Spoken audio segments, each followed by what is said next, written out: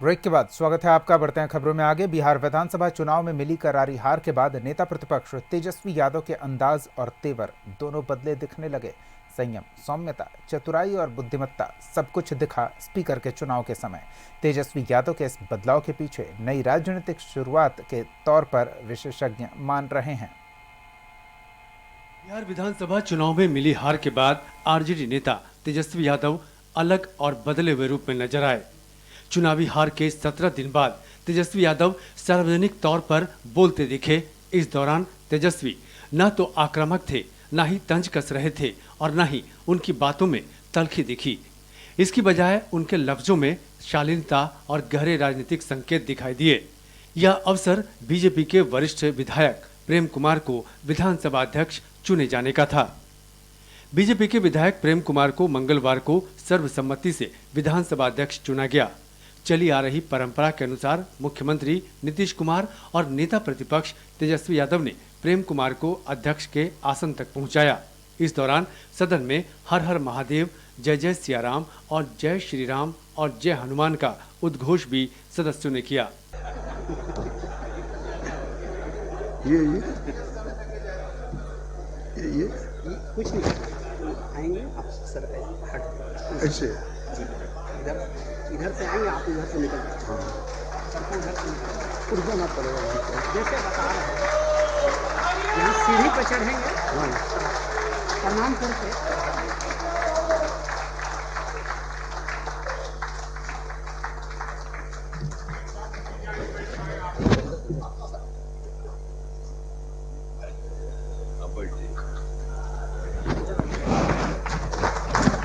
चलिए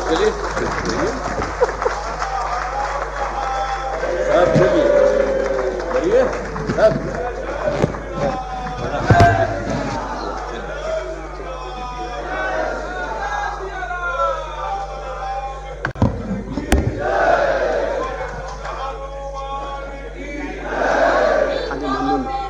बैठ जाते हैं। इस दौरान तेजस्वी यादव उन्हें बधाई देते हुए एक अलग अंदाज में नजर आए।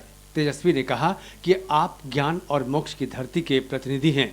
भगवान विष्णु और महात्मा बुद्ध की धरती से आते हैं। ऐसे में हमें पूरा विश्वास है कि आप निष्पक्ष होकर सदन को चलाएंगे। हमें भरोसा है कि आप विपक्ष की आवाज को भी बराबर सम्मान देंगे। आवश्यकता पड़ने पर विपक्ष हमेशा विधानसभा के अध्यक्ष के साथ खड़ा रहेगा।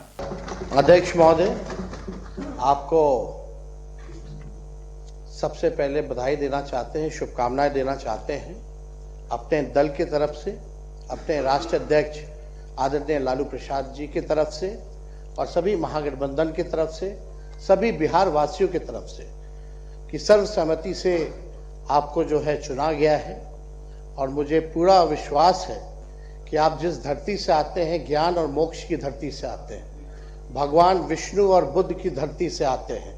हम उस धरती को भी नमन करते हैं और आपसे यही उम्मीद रहेगी कि आप सत्ता पक्ष के साथ साथ विपक्ष को भी साथ लेकर के चलेंगे। निष्पक्ष हो करके आप जो है नियमावली के अनुसार, नियम के तहत आप अपनी जिम्मेदारियों को निभाइएगा।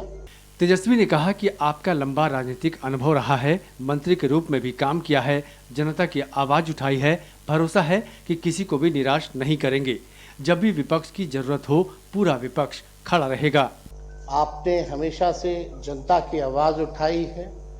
आपने मंत्री के रूप में भी काम किया है, विरोधी दल के नेता के रूप में भी काम किया है और एक नई जिम्मेवारी आपको दी गई है और हम सब लोगों को भरोसा है कि उस जिम्मेवारी को आप बेखूबी निभाते हुए किसी को जो है निराश नहीं करेंगे। और हम सब नए सदस्यों की भी जिम्मेदारी है कि आपको भी हम लोग मिलकर के निराश ना करें, बल्कि जब भी विपक्ष की आपको जरूरत हो या सहयोग हो तो पूरा विपक्ष आपके साथ महोदय खड़ा रहने का काम करेगा। तेजस्वी यादव ने राजनीतिक परिपक्वता दिखाते हुए भविष्य की राजनीतिक चुनौतियों को स्वीकार करने के भी संकेत दिए। उन्होंने कहा कि लोकतंत्र में विपक्ष भी सरकार का ही एक अहम अंग है और सभी का उद्देश्य बिहार को एक अग्रणी राज्य बनाने का है। वहाँ लिखा भी है, संसदीय लोकतंत्र में विरोधी दल सरकार का ही अंग माना जाता है महोदय। तो हम लोग एक ही मकसद से, एक ही मोटिव से हम लोग यहाँ आए हैं ताकि बिहार को हम लोग अव्वल राज्य बनाने का काम करें, नए संकल्प के साथ नया बिहार बनाने का काम करें, जहाँ बेरोजगारी, पलायन, गरीबी मुक्त बिहार बने, ऐसा प्रदेश बनाने का काम करें। महोदय, तेजस्वी यादव राजनीतिक संदेश देते भी नजर आए कि हम सबका लक्ष्य बिहार को अव्वल बनाना है। विपक्ष सरकार का दुश्मन नहीं बल्कि लोकतंत्र का संतुलन है। यह बयान बताता है कि तेजस्वी यादव अब विपक्ष की राजनीति को पुराने तेवरों की बजाय व्यवस्थित और संस्थागत तरीके से आगे बढ़ाना चाहते हैं। क्योंकि विपक्ष जो है, कभी सरकार अगर कोई गलती करे तो विपक्ष केवल आईना दिखाने के लिए होता है। हम लोगों की किसी की कोई व्यक्तिगत विद्रोह यहाँ नहीं है, दुश्मनी नहीं है। हम लोग केवल बिहार के हक अधिकार के लिए यहाँ आए हैं महोदय। इसलिए विशेष तौर पे थोड़ा ध्यान जो है सरकार सत्ता पक्ष से ज़्यादा थोड़ा यहाँ देने की ज़रूरत है, ताकि सरकार को सही रास्ते पे हम लोग लेकर के चले। आप चुनेंगे, इसके लिए बेहद प्रसन्नता है।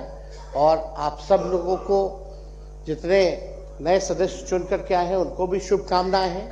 माननीय मुख्यमंत्री जी नीतीश कुमार जी को भी हमारी शुभकामनाएं हैं कि स्वस्थ रहें और बिहार को अच्छे से आगे लेकर के चले।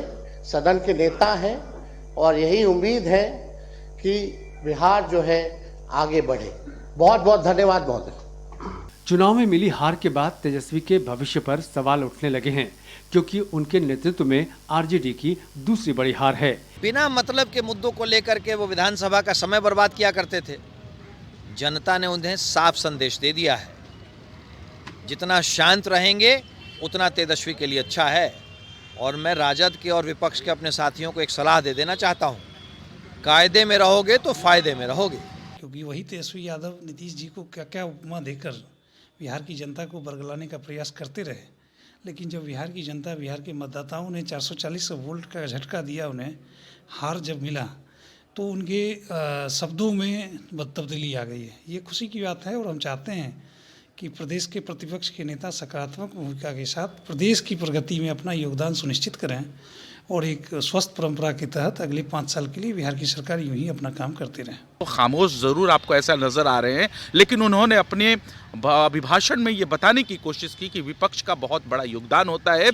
हम हार ज़रूर गए हैं, लेकिन हमारा हौसला नहीं आ रहा है। सड़क से लेकर सदन तक सत्ता को जब भी वो आवारापन दिखाएगी, हम उसको उसकी औकात दिखाने की कोशिश करेंगे। तेजस्वी ने विधानसभा अध्यक्ष प्रेम कुमार को सिर्फ बधाई ही नहीं दी, बल्कि राजनीतिक तौर पर दोबारा उभरने के प्रयास का परिचय दिया।